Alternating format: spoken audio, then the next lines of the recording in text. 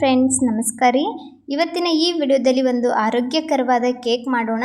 ಎಲ್ಲರೂ ಮಕ್ಕಳಿಗೆ ಕೇಕ್ ತಿನ್ನಿಸೋಕೆ ಬಿಡೋದಿಲ್ಲ, ಯಾಕಂದ್ರೆ ಮೈದಾ ಸಕ್ಕರೆ ಇರುತ್ತೆ ಅನ್ನೋ ಕಾರಣಕ್ಕೆ. ಬಟ್ ಇವಾಗ ಆ ಟೆನ್ಷನ್ ಬೇಡ, ಆರಾಮಾಗಿ ಮಕ್ಕಳಿಗೆ ಕೇಕ್ ಮಾಡಿಕೊಡ್ಬೋದು. ಇದರಲ್ಲಿ ಮೈದಾ ಸಕ್ಕರೆ ಬಳಸದೆ ಅದರ ಬದಲಾಗಿ ಗೋಧಿ ಹಿಟ್ಟು, ಬೆಲ್ಲ ಹಾಕಿ ಮಾಡಿಕೊಡ್ಬೋದು. ಹೊರಗಡೆಯಿಂದ ಕೇಕ್ ತರೋ ಬದಲಾಗಿ ಮನೆಯಲ್ಲೇ ಆರೋಗ್ಯಕರವಾಗಿ ಕೇಕ್ನ ಮಕ್ಕಳಿಗೆ ಮಾಡಿಕೊಟ್ರೆ ಖುಷಿನೂ ಪಡ್ತಾರೆ, ಹಾಗೆ ಇಷ್ಟಪಟ್ಟು ತಿಂತಾರೆ. ತುಂಬ ಸಿಂಪಲ್ ರೆಸಿಪಿ, ತಡ ಮಾಡೋದು ಬೇಡ. ಹೇಗೆ ಮಾಡೋದಂತ ಹೇಳಿ ನೋಡ್ಕೊಂಡು ಬರೋಣ.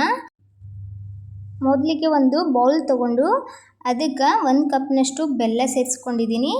ಅರ್ಧ ಕಪ್ಗಿಂತ ಕಡಿಮೆ ಪ್ರಮಾಣದಲ್ಲಿ ಎಣ್ಣೆ ಸೇರಿಸ್ಕೊಂಡಿದ್ದೀನಿ. ಒಂದು ಅರ್ಧ ಕಪ್ ಮೊಸರು ಸೇರಿಸ್ಕೊಂಡಿದ್ದೀನಿ. ಎಲ್ಲನೂ ಹಾಕ್ಕೊಂಡು ಬೆಲ್ಲನ ನೀಟಾಗಿ ಕರಗಿಸ್ಕೊಳ್ಳೋಣ. ಎಲ್ಲನೂ ನೀಟಾಗಿ ಮಿಕ್ಸ್ ಮಾಡೋಣ. ಈ ಥರ ನೀಟಾಗಿ ಮಿಕ್ಸ್ ಮಾಡೋದ್ರಿಂದ ಬೆಲ್ಲನೂ ಬೇಗ ಕರಗುತ್ತೆ.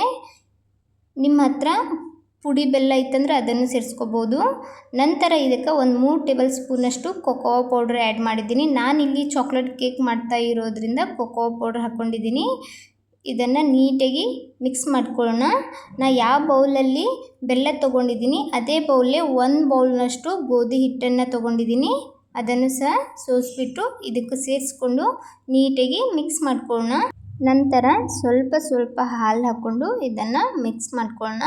ಒಂದು ಕನ್ಸಿಸ್ಟೆನ್ಸಿ ಬರೋವರೆಗೂ ಇದನ್ನು ಮಿಕ್ಸ್ ಮಾಡ್ಕೋಬೇಕಾಗ್ತದೆ. ಇವಾಗ ಇದಕ್ಕೇ ಅರ್ಧ ಚಮಚಕ್ಕಿಂತ ಸ್ವಲ್ಪ ಬೇಕಿಂಗ್ ಸೋಡಾ ಹಾಗೆ ಒಂದು ಅರ್ಧ ಚಮಚದಷ್ಟು ಬೇಕಿಂಗ್ ಪೌಡರ್ ಹಾಕ್ಕೊಂಡು ಒಂದು ಸ್ವಲ್ಪ ಹಾಲು ಹಾಕ್ಕೊಂಡು ಇದನ್ನು ಮತ್ತೆ ಮಿಕ್ಸ್ ಮಾಡ್ಕೊಳ್ಳೋಣ.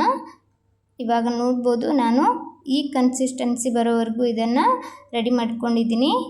ಈ ಕಡೆ ಸೈಡಲ್ಲಿ ಕೂಡ ಒಂದು ಕುಕ್ಕರ್ ತೊಗೊಂಡು ಅದಕ್ಕೆ ಕೆಳಗಡೆ ಒಂದು ಆಯಿಲ್ ಒರೆಸಿ ಬಟರ್ ಪೇಪರ್ ಹಾಕ್ಕೊಂಡಿದ್ದೀನಿ. ಬಟರ್ ಪೇಪರ್ ಇಲ್ಲ ಅಂದರೆ ನೀವು ಡಸ್ಟ್ ಮಾಡ್ಕೋಬೋದು. ಹಿಟ್ಟಿಂದ ಸ್ವಲ್ಪ ಆಯಿಲ್ ಹಾಕಿ ಅದ್ರ ಮೇಲ್ಗಡೆ ಹಿಟ್ಟನ್ನು ಡಸ್ಟ್ ಮಾಡ್ಕೊಳ್ಬೋದು. ಇವಾಗ ರೆಡಿ ಮಾಡಿಟ್ಟಿರೋ ಬ್ಯಾಟರನ್ನು ಹಾಕಿಬಿಟ್ಟು ಅದು ಮೇಲ್ಗಡೆ ಗಾರ್ನಿಷಿಗೋಸ್ಕರ ನಾನು ಡಾರ್ಕ್ ಚಾಕ್ಲೇಟ್ ಯೂಸ್ ಮಾಡಿದ್ದೀನಿ. ನೀವು ಬೇಕಾದರೆ ಡ್ರೈ ಫ್ರೂಟ್ಸ್ ಸಹ ಯೂಸ್ ಮಾಡ್ಕೊಳ್ಬೋದು. ನಾನಿಲ್ಲಿ ಡಾರ್ಕ್ ಚಾಕ್ಲೇಟ್ನ ಈ ರೀತಿ ಮೇಲ್ಗಡೆ ಹಾಕ್ಕೊಂಡಿದ್ದೀನಿ. ಡ್ರೈ ಫ್ರೂಟ್ಸ್ ಕೂಡ ಹಾಕ್ಕೊಳ್ಬೋದು. ಇವಾಗ ಸೈಡಲ್ಲಿ ಒಂದು ತವಾ ಹೀಟಿಂಗ್ ಇಟ್ಟಿದೆ. ಅದರ ಮೇಲ್ಗಡೆ ಒಂದು ಸ್ಟ್ಯಾಂಡ್ ಇಟ್ಕೊಂಡು ಹೀಟ್ ಮಾಡಿದ್ದೆ. ಅದರ ಮೇಲ್ಗಡೆ ಕುಕ್ಕರ್ನ ಇಟ್ಟಿದ್ದೀನಿ. ಒಂದು ಮುಚ್ಚಳ ಮುಚ್ಚಿಬಿಟ್ಟು ಇದನ್ನು 45 ನಿಮಿಷದವರೆಗೆ ನೀಟಾಗಿ ಬೇಯಿಸ್ಕೋಬೇಕಾಗ್ತದೆ. 45 ನಿಮಿಷ ಆದ ನಂತರ ನಾನು ಇದನ್ನು ಓಪನ್ ಮಾಡಿದ್ದೀನಿ. ಇವಾಗ ಒಂದು ಸ್ಟಿಕ್ ಸಹಾಯದಿಂದ ಇದು ನೀಟಾಗಿ ಬೆಂದಿದೆಯೋ ಇಲ್ಲ ಅಂಥೇಳಿ ಚೆಕ್ ಮಾಡ್ತಾಯಿದ್ದೀನಿ. ನೋಡ್ಬೋದು, ಒಂದು ಸ್ವಲ್ಪನೂ ಅಂಟಿಲ್ಲ. ಇವಾಗ ಕೇಕ್ ಕೂಡ ನೀಟಾಗಿ ಬೇಕಾಗ್ಯದ. ಈ ಕೇಕನ್ನು ಒಂದು ಪ್ಲೇಟಿಗೆ ಹಾಕ್ಕೊಂಡಿದ್ದೀನಿ. ಇನ್ನು ಇದು ಕೇಕ್ ಬಿಸಿಯಾಗಿದೆ. ಎಲ್ಲನೂ ನೀಟಾಗಿ ಬೇಕಾಗ್ಯದ. ಮೇಲ್ಗಡೆ ಸಹ ನೋಡ್ಬೋದು ಎಷ್ಟು ನೀಟಾಗಿ ಬೇಕಾಗ್ಯದ ಅಂಥೇಳಿ. ಸೈಡಲ್ಲೂ ತುಂಬ ಚೆನ್ನಾಗಿ ಬಂದಿತ್ತು. ಸೈಡಲ್ಲೂ ಕೂಡ ಎಷ್ಟು ನೀಟಾಗಿ ಬೇಕಾಗ್ಯದ ಅಂತ ನೋಡ್ಬೋದು. ತುಂಬ ಈಸಿ ಕೇಕ್ ಮಾಡೋದು, ಮನೆಯಲ್ಲೇ ಮಾಡ್ಕೊಳ್ಬೋದು. ಒಂದು ಅಳತೆ ಇಟ್ಕೊಂಡು ಇದನ್ನು ಮಾಡಿದ್ರೆ ತುಂಬ ಚೆನ್ನಾಗಿ ಬರ್ತದೆ ಕೇಕ್ ಕೂಡ. ಟೈಮ್ ಸಿಕ್ಕಾಗ, ಫ್ರೀ ಇದ್ದಾಗ ಈ ಥರ ಕೇಕ್ನ ಮಕ್ಕಳಿಗೆ ಮಾಡಿಕೊಟ್ರೆ ಅವರು ಕೂಡ ಖುಷಿ ಪಡ್ತಾರೆ. ಅವ್ರ ಆರೋಗ್ಯದ ಮೇಲೂ ಯಾವುದೇ ಪರಿಣಾಮ ಬೀರಲ್ಲ. ಯಾಕಂದರೆ ಇಲ್ಲಿ ನಾವು ಸಕ್ಕರೆ ಬದಲಾಗಿ ಬೆಲ್ಲ ಹಾಗೆ ಮೈದಾ ಬದಲಾಗಿ ಗೋಧಿ ಹಿಟ್ಟನ್ನು ಬಳಸಿದ್ದೀವಿ. ಆರಾಮಾಗಿ ಈ ಕೇಕನ್ನು ಮಕ್ಕಳಿಗೆ ತಿನ್ನೋದಕ್ಕೆ ಕೊಡ್ಬೋದು.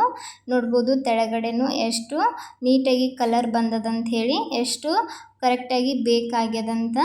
ಒಂದು 45 ನಿಮಿಷ ನೀಟಾಗಿ ಬೇಕ್ ಮಾಡಿಕೊಂಡ್ರೆ ಸಾಕು, ಈ ಥರ ರೆಡಿ ಆಗ್ತದೆ ಕೇಕು. ಇವಾಗ ಇದನ್ನು ಕಟ್ ಮಾಡಿ ತೋರಿಸ್ತಾ ಇದ್ದೀನಿ. ಇದು ಇನ್ನೂ ಬಿಸಿಯಾಗಿದೆ. ಬಿಸಿಯಾಗಿರುವಾಗಲೇ ನಾನು ಈ ಕೇಕ್ನ ಕಟ್ ಮಾಡ್ತಾ ಇದ್ದೀನಿ. ನೋಡಿದ್ರಲ್ಲ ಫ್ರೆಂಡ್ಸ್, ಎಷ್ಟು ಈಸಿಯಾಗಿ ಮನೆಯಲ್ಲೇ ಕೇಕ್ನ ಮಾಡಿಕೊಡ್ಬೋದು ಅಂಥೇಳಿ. ಮಕ್ಕಳ ಆರೋಗ್ಯ ದೃಷ್ಟಿಯನ್ನು ಇಟ್ಕೊಂಡು ಈ ಥರ ಹೆಲ್ದಿಯಾಗಿ ಕೇಕ್ನ ಮನೆಯಲ್ಲೇ ಮಾಡ್ಕೊಳ್ಬೋದು. ಈ ವಿಡಿಯೋ ಇಷ್ಟ ಆದರೆ ತಡ ಮಾಡಬೇಡಿ, ಒಂದು ಲೈಕ್ ಕೊಡಿ. ಇದೇ ಥರದ ಇನ್ನಷ್ಟು ರೆಸಿಪಿಗೋಸ್ಕರ ರಮ್ಯಾ ಮನೆ ಅಡುಗೆ ಚಾನಲನ್ನು ಸಬ್ಸ್ಕ್ರೈಬ್ ಮಾಡ್ಕೊಳ್ಳಿ.